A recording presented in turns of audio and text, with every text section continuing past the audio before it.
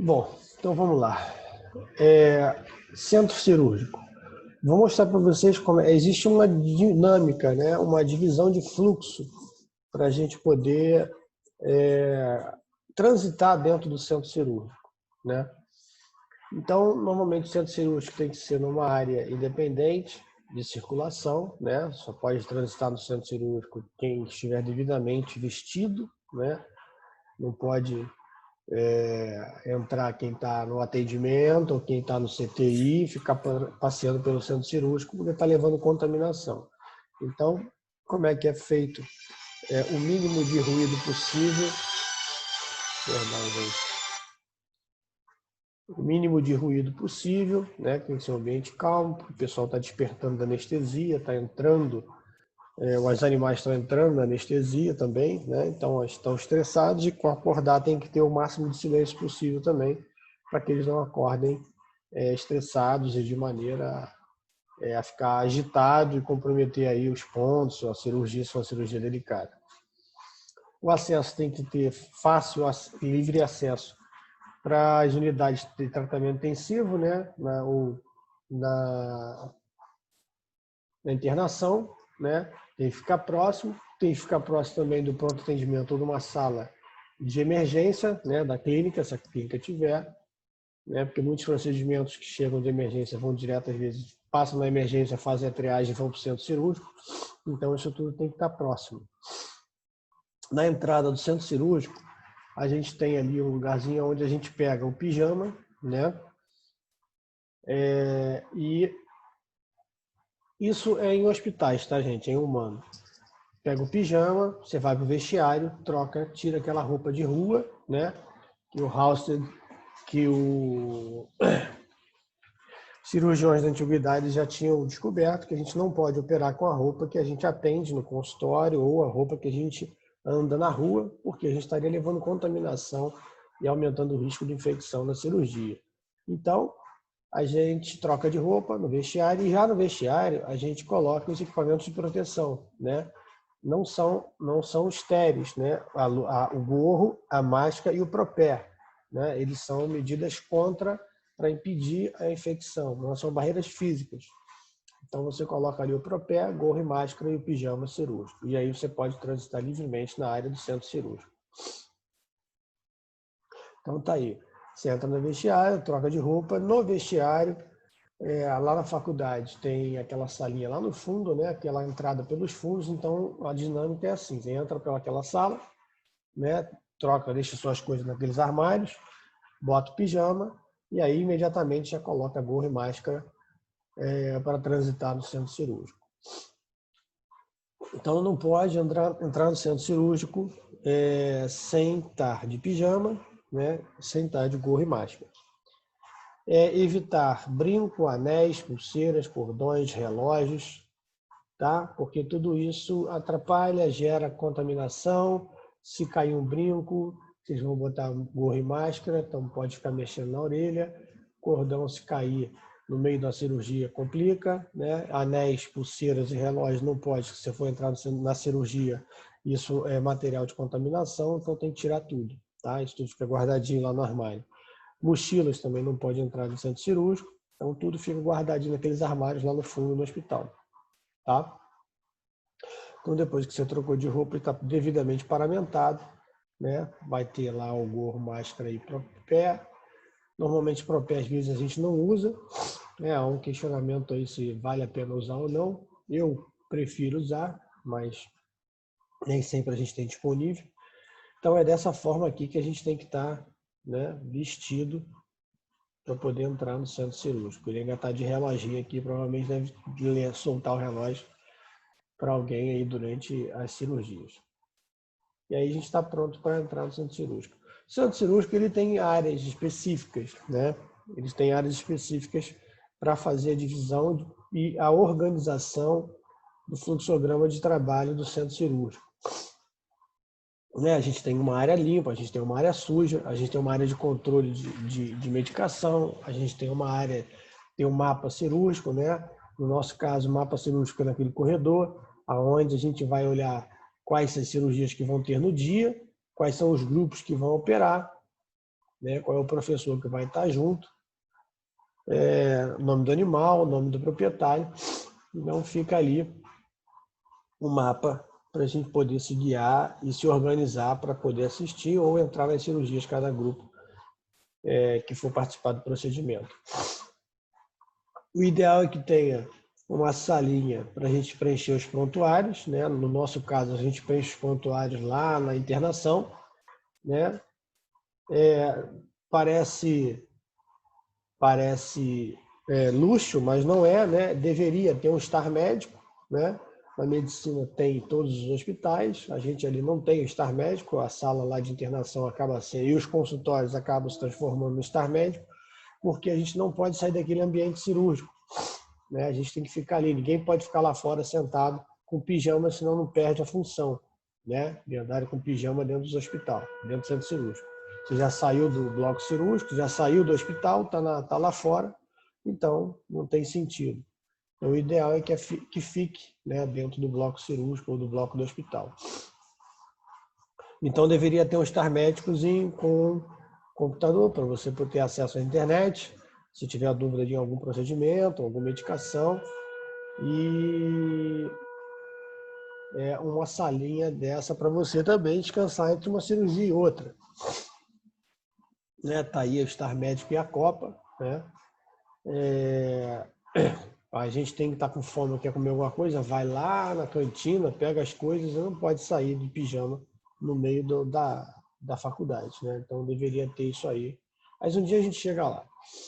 Então esse é o panorama ideal, tá? É o panorama ideal para a gente poder trabalhar com conforto. Um lugarzinho para a gente lanchar, um lugarzinho para a gente descansar entre uma cirurgia e outra. Os grupos que não tiverem com animais em procedimento estariam esperando nessa sala. No nosso caso, a gente espera na sala de aula, né? Que a gente projeta a imagem da cirurgia na sala para não ficar aquele... Se bem que a turma é pequena, não vai ter problema, né? Mas quando a turma é maior, a gente projeta a imagem na sala de aula e aí o aluno pode assistir o que está acontecendo no centro cirúrgico. E aí a gente consegue participar de todos os procedimentos que estão ocorrendo no hospital. Bom, centro cirúrgico, para a gente entrar na sala de cirurgia, a gente tem que fazer o quê? O preparo, né? A escovação, a desgermação cirúrgica das mãos, para a gente fazer a antisepsia para entrar no campo operatório. Né? A gente vai aprender a fazer isso aí, tem uma técnica para fazer isso. Né? E tem essas pias especiais aí, onde a gente aciona ou fotoelétrica, ou por pedal, ou por alavanca. Né? A gente vai aprender a trabalhar e mexer com isso sem se contaminar. Mas tem uma área de escovação própria para a gente poder aí tirar todas as contaminações que a gente vai entrar em cirurgia. Então, a gente usa luva, usa capote, né? Mas a luva, ela pode ter uma gramatura fina, pode ter porosidade, a luva pode rasgar, ainda mais no começo quando a gente está aprendendo, né? A gente às vezes se corta com porta-agulha, né? Se corta com bisturi, fura com a agulha. Então, a gente tem que estar com as técnicas afiadas e o mais asséptico possível. Então, as áreas físicas a gente tem. Como é que tem que se comportar? Como é que deve ser dentro do centro cirúrgico? Né? As paredes elas têm que ser lisas, não pode ter frestas, não deve ter janela, e centro cirúrgico tem janela, né? O piso deve ser liso, de preferência aquele piso hospitalar. As portas têm que ser de vai e vem, né? Porque você não pode meter a mão para abrir a porta. Janelas, se possíveis, não devem ter, e instalações elétricas adequadas para comportar todos os equipamentos que vão entrar no centro cirúrgico.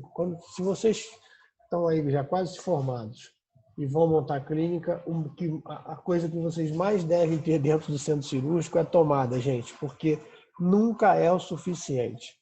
Né? É tanto equipamento que a gente liga para depois vocês não ficarem fazendo gambiarra. Então, a gente trabalha com oxigênio, a gente trabalha com isofluranos, trabalhar com circuito aberto, qualquer faísca, qualquer coisa, a gente pode ter um acidente. Então, o sistema elétrico tem que ser o mais adequado possível para a gente não ter um acidente aí dentro da sala de operação. Tá? Por maior que seja o centro cirúrgico, quando a gente começa a colocar todos os equipamentos, a gente começa a ficar realmente apertado, né? Então, a gente tem o carrinho de anestesia, a gente tem a mesa do paciente, né? Quem trabalha com videocirurgia tem a torre de videocirurgia, tem todo equipamento de monitorização, tem a mesa de instrumentação cirúrgica e tem a equipe, né? Então, por maior que seja o centro cirúrgico, a gente acaba ficando com espaço restrito. E isso que acontece, se você montar um centro cirúrgico muito pequenininho, a gente aumenta o risco de se contaminar, se esbarrar um no outro, se o seu espaço for muito pequenininho, tá? Então, o centro cirúrgico tem que ser, o tamanho tem que ser de acordo com tudo que você vai precisar colocar dentro, sem ficar apertado, aumentando o risco de contaminação, tá? Olha o tamanho do centro cirúrgico, né? A gente olha para o centro cirúrgico desse, pô, é gigante, né? E aí a gente começa a colocar tudo que a gente vai usar na cirurgia, aí a gente percebe que o espaço é realmente, às vezes, pequeno, né?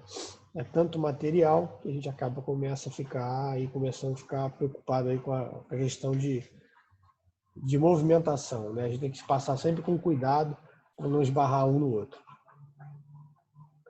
Bom, aqui a gente está mostrando, né, a mesa. Olha a mesa de instrumentação. Tem uma mesa de paramentação, onde a gente vai colocar o avental, né, e calçar as luvas, separado da mesa de instrumentação cirúrgica. Equipamento de anestesia. Tem que ter sempre um carrinho de emergência, né, com as medicações de emergência dentro da sala de cirurgia. Tomadas, fonte de oxigênio, os focos, né, tem que estar tudo certinho. Olha aí a mesa de instrumentação cirúrgica, a mesa básica. A gente tem que ter esses rampers. Um ramper é para poder jogar compressa. O outro ramper é para poder jogar material contaminado, né? O outro ramper é para botar luva, avental. Então tem que ter esses 3 rampers aí para poder jogar as coisas lá dentro separadamente. A gente tem que ter uma sala de medicamentos e materiais descartáveis, né? Onde a gente vai pegar ampolagem, soro, antibiótico, analgésico, todos os medicamentos, os fios, todos os medicamentos. O centro cirúrgico não pode ter armário, não deve ter armário, né? Para evitar sujidades, poeiras, ácaros. Então, a gente deixa tudo isso numa sala específica para a gente poder ter acesso e próximo ao centro cirúrgico, né? A gente pega tudo que vai precisar e leva para o centro cirúrgico. Isso tem que ser o mais perto possível do centro cirúrgico, tá? Vocês estão observando aqui que tem sala, tem estantes que são tem até roda, então você pode transportar a estante inteira, né? Então, o material tem que ficar acomodado de maneira adequada, tudo etiquetado, com nome, validade, tudo bonitinho, para poder ficar à mão e a gente poder usar quando necessário, não ficar perdido. E a gente tem que conhecer esse ambiente, né? Porque, de repente, no meio da cirurgia, como é que funciona? A gente tem um cirurgião na veterinária, um auxiliar, né, na faculdade isso.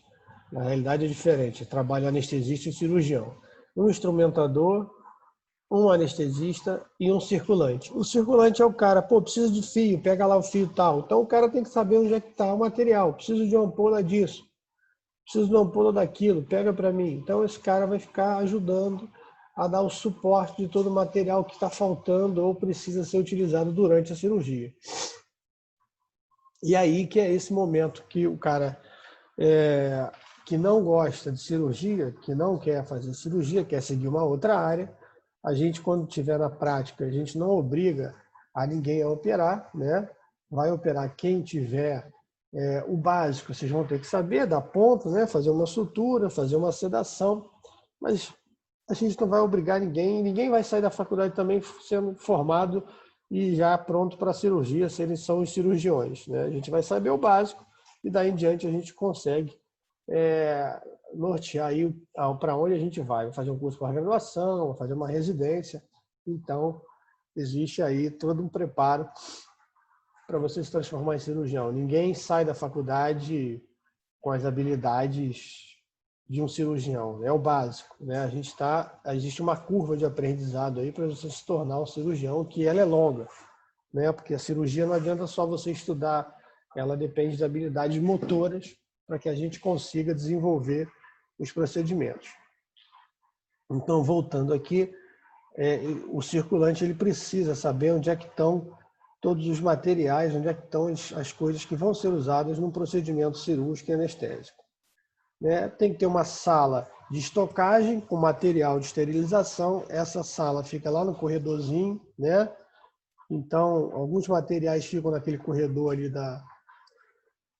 do centro cirúrgico, desculpa, do centro cirúrgico, para facilitar, né? Essa sala tem que estar acomodada, com luz, temperatura controlada, para evitar umidade e durar mais o material possível aí, né?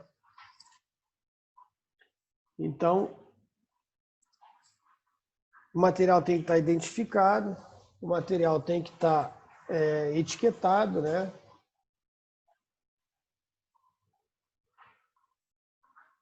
Aí tem que ter uma sala também de esterilização, né? Onde a gente esteriliza esses materiais todos, né? Hoje a esterilização dos materiais ela é feita exclusivamente pela autoclave, né? Aqui tem um Statin, é uma máquina que só tem na medicina humana.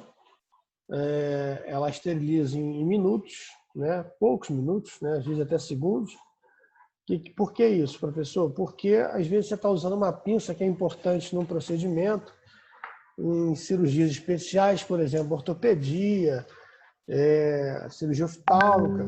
Você está usando uma pinça que só tem uma, ou uma furadeira, ou qualquer coisa, um pino, uma placa, e o troço cai no chão, você não vai esperar um ciclo de autoclave com o animal anestesiado, né? Você bota no Statin e ele, em questão de minutos, esteriliza aquele material.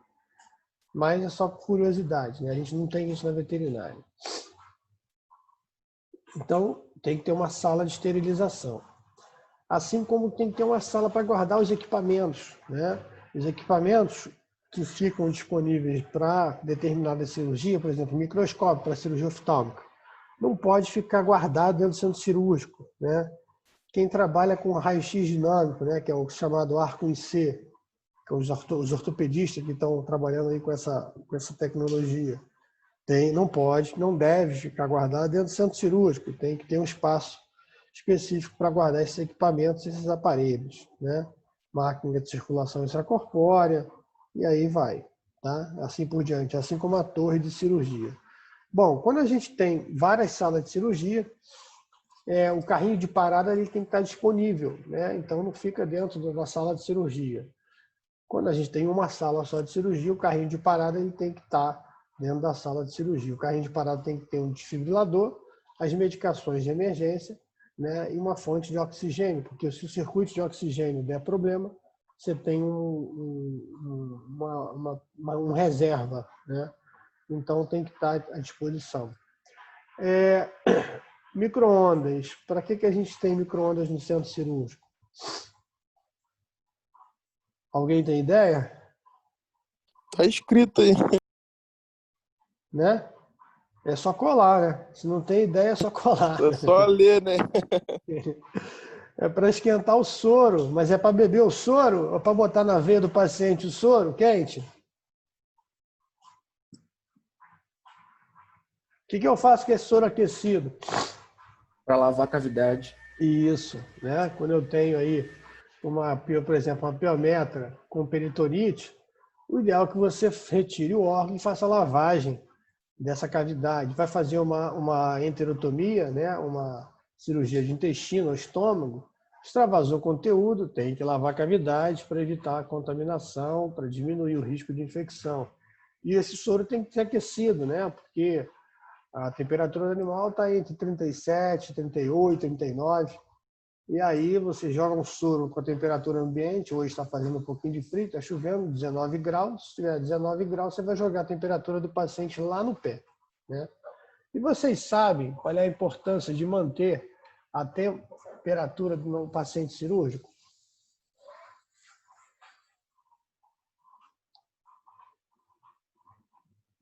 Alguém? Cri, cri, cri, cri.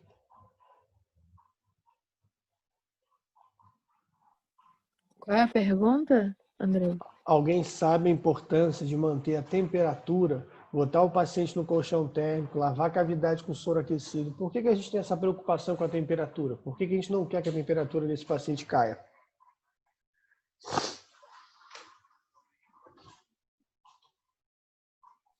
Uma boa pergunta. Para ele não ter hipotermia, professor? Sim, mas por que a gente se preocupa tanto com a hipotermia?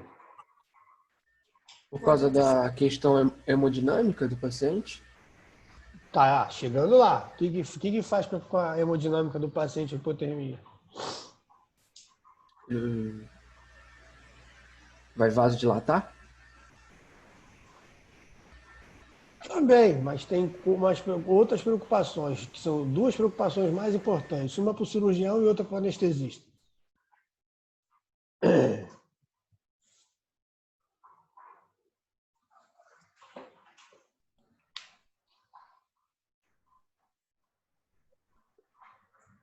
Ninguém? Redução da circulação periférica?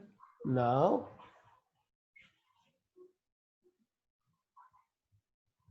Tem a ver com a farmacologia e com a coagulação.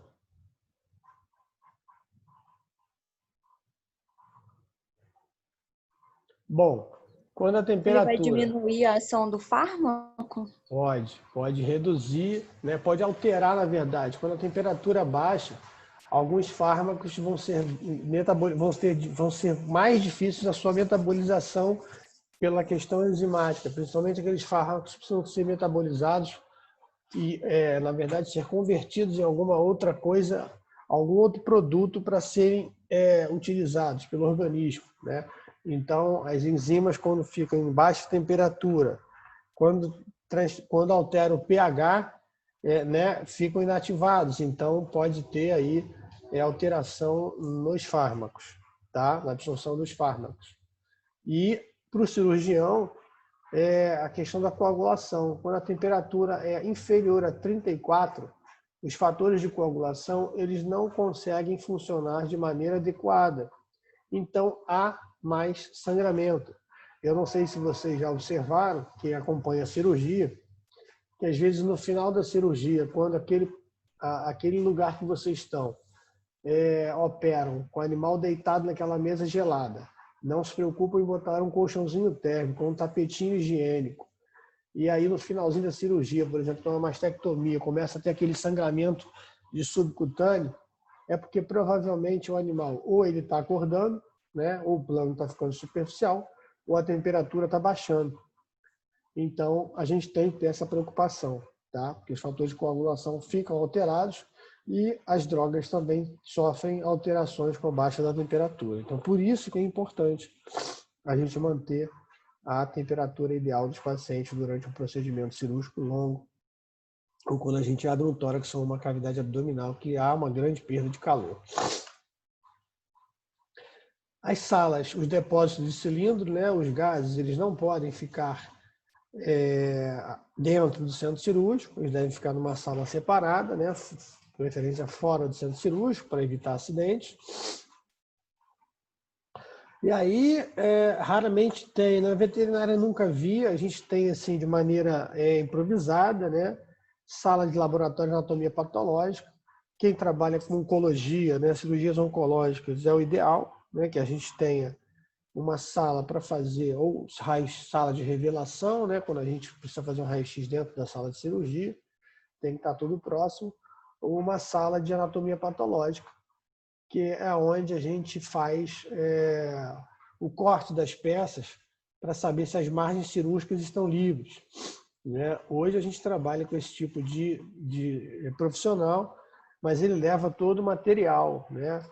Eu costumo trabalhar com tumor de fígado, com tumores que eu preciso saber se a margem está livre ou não. Aí a gente, principalmente quando é animais de médico que tem esse entendimento, porque isso não é uma rotina barata, né? Um profissional que presta esse serviço, ele cobra em torno de R$ 700 para ele fazer uma análise histopatológica por congelamento na hora. Então, não é todo mundo que tem disposição para pagar. Mas quando a gente trabalha com cirurgias oncológicas, é o ideal que tenha esse tipo de profissional para saber, né, para certificar que as margens cirúrgicas estão livres para depois você não ter que reoperar esse paciente, tá? Mas isso ainda não é não tem um grande volume na veterinária. Mas os grandes centros cirúrgicos aí, as grandes cirurgias que são realizadas por cirurgiões de nome já conseguem trabalhar com isso porque conseguem cobrar um pouquinho mais caro nos seus procedimentos e embutir isso aí no custo de uma cirurgia. Bom, tem que ter uma sala de expurgo, né, onde a gente vai ter aí a sala de expurgo onde a gente lava todo o material e tudo que tira da cirurgia passa por aí para fazer a lavagem, né, material cirúrgico, as cânulas, da videocirurgia, tudo que se usou na cirurgia vai para aí, né? Para poder fazer a lavagem. Aqui eu tenho uma lavadora ultrassônica, você bota o material cirúrgico, por vibração ultrassônica, que é a mesma vibração do aparelho de tártaro, né? Ele vai soltando todas as sujidades que ficam entranhadas nas ranhuras do material cirúrgico. Então, existe aí esse material para poder ajudar na limpeza do que foi usado no centro cirúrgico. Depois que passou para aí, vai para a sala de esterilização que a gente viu, né? Bom, tem que ter uma rouparia, né, para a gente lavar, porque normalmente, gente, o centro cirúrgico, na veterinária a gente leva nosso pijama, né? No hospital humano, a roupa cirúrgica fica, né, no hospital e o hospital se responsabiliza pela essa rouparia, né? Imagina o médico ficando andando para lá e para cá com pijama, operando em vários centros cirúrgicos. Se você usa avental de pano, então tem que ter uma lavanderia, uma rouparia para você guardar e lavar esse material. Laboratório de revelação de filmes, né? Quem trabalha com uma sala com raio-x digital. E a sala de pós-operatório, que é a sala de RPA, que é a sala de recuperação anestésica, né? O paciente deve ficar... o ideal é que quando o centro cirúrgico tem uma rotina muito grande, ele tem que sair o mais rápido possível para a cirurgia entrar, né? Tempo é dinheiro. Então, você não pode esperar o cachorro acordar dentro do centro cirúrgico. O ideal é que tenha uma salinha de pós-operatório, aonde ele vai ficar nessa salinha e sendo monitorado, é claro, e monitorando os parâmetros para saber se tem alguma alteração ou alguma intercorrência acontecendo até ele ser liberado ou estar acordado 100%, recuperar todas as suas funções motoras, né, no caso do animal, levantar a cabeça, sustentar a cabeça, né, respiração dentro dos padrões fisiológicos, batimento cardíaco, pulso, pressão, aí a gente libera